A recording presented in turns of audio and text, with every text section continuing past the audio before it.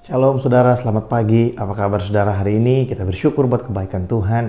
Saudara, pagi hari ini mari sama-sama kita berdoa sebelum kita sama-sama akan merenungkan sebagian dari firman Tuhan.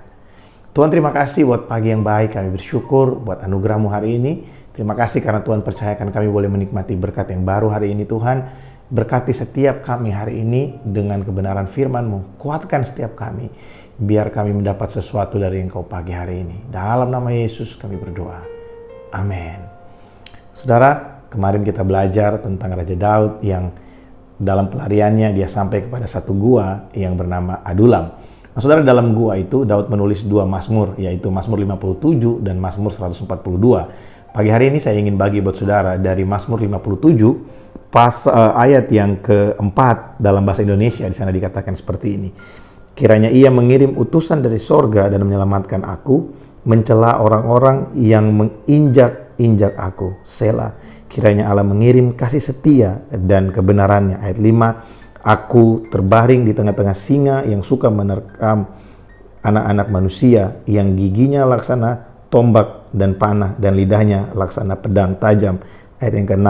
Tinggikanlah dirimu mengatasi langit ya Allah, biarlah kemuliaanmu mengatasi seluruh bumi. Saudara, dalam pelariannya di dalam goa, Daud pada saat itu, dia punya banyak alasan untuk khawatir. Dia punya banyak alasan untuk takut. Tapi saya bersuka cita ketika membaca hal ini karena dari tulisannya, kita bisa mengetahui bahwa dalam pelariannya di dalam Gua Adulam, Daud memilih untuk merenungkan kebaikan Tuhan, merenungkan pertolongan Tuhan. Daud merenungkan bahwa Tuhan akan mengirimkan padanya bantuan. Daud merenungkan bagaimana Tuhan akan mengirimkan kepadanya pertolongan. Tuhan akan memberikan kepadanya keselamatan. Tuhan akan melepaskan dia dari setiap orang-orang yang mengejar dia. Saudara, untuk kita bisa memiliki hidup yang berkemenangan, penting sekali untuk kita menjaga apa yang ada dalam pikiran kita.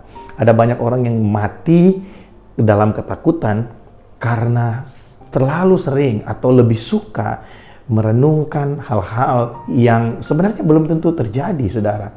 Ya, karena segala kekhawatiran kita itu belum tentu terjadi. Kita tahu hari-hari ini kita ada di tengah-tengah masa pandemik, dan kita mulai berpikir apa yang akan terjadi akhir tahun nanti, tahun depan nanti, apa yang akan terjadi.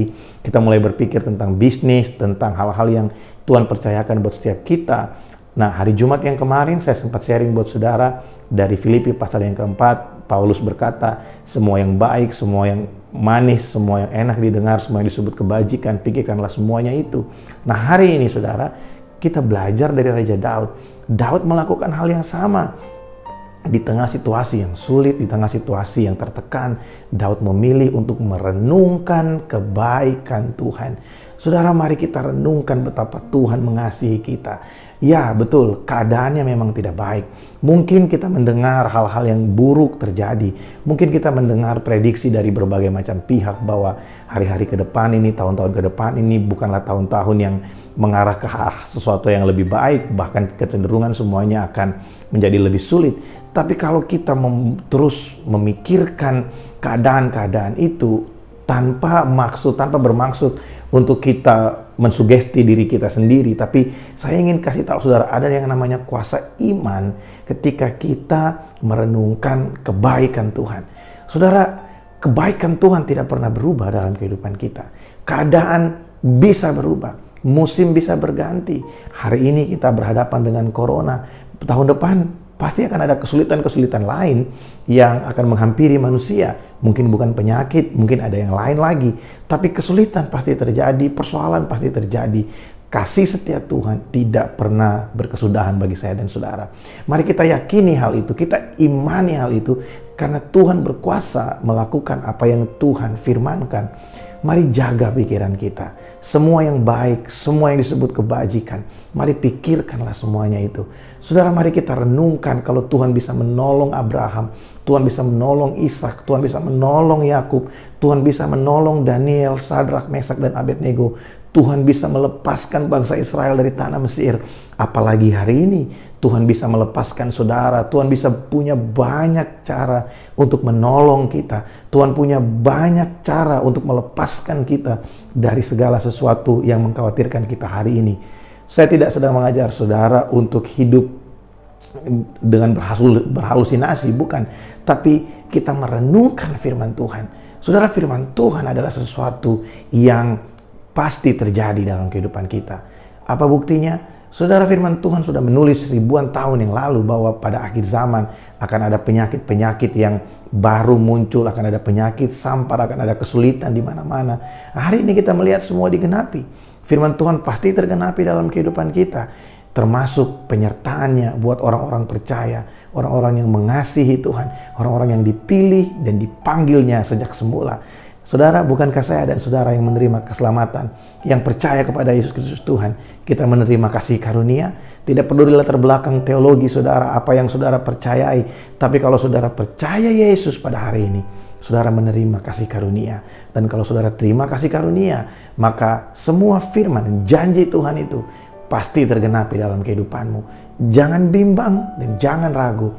Mari renungkan kebaikan Tuhan. Di tengah situasi yang sulit, di tengah keadaan yang tidak menentu, ada satu hal yang pasti, penyertaan Tuhan buat setiap orang percaya, bagi saya dan saudara. Amin, saudara. Mari pagi hari ini sama-sama kita berdoa. Tuhan, terima kasih buat firman-Mu yang menguatkan kami hari ini. Kami bersyukur buat kasih setia dan anugerah-Mu. Kami bersyukur buat rahmat-Mu yang selalu baru setiap hari. Pagi hari ini Tuhan, kami datang di hadapan-Mu. Dan kami mau hari ini Tuhan merenungkan kebaikan Tuhan di tengah-tengah keadaan yang sulit. Mungkin kami sedang mengalami kerugian Tuhan. Mungkin kami sedang mengalami kemerosotan dalam bisnis kami, dalam usaha kami. Tapi di dalam itu semua kami mau merenungkan tentang kebaikan Tuhan. Karena kami tahu semua ini akan berlalu. Penderitaan kami akan berakhir. Tapi kasih setia Tuhan itu tetap ada dari kekal sampai kekal. Engkau tetap ada bagi kami. Engkau sediakan jalan keluar bagi setiap kami. Terima kasih Tuhan buat hari ini. Terpujilah nama-Mu, berkati umat-Mu. Semua yang kami kerjakan dengan kedua tangan kami hari ini, kami serahkan dalam tangan-Mu. Mari Tuhan, tangan Tuhan yang kuat, tangan Tuhan yang hebat itu turut bekerja dalam segala sesuatu yang kami kerjakan hari ini, supaya nama-Mu dipermuliakan dalam kehidupan kami. Dalam nama Yesus kami berdoa. Amin. Saudara, tetap semangat. God bless you all.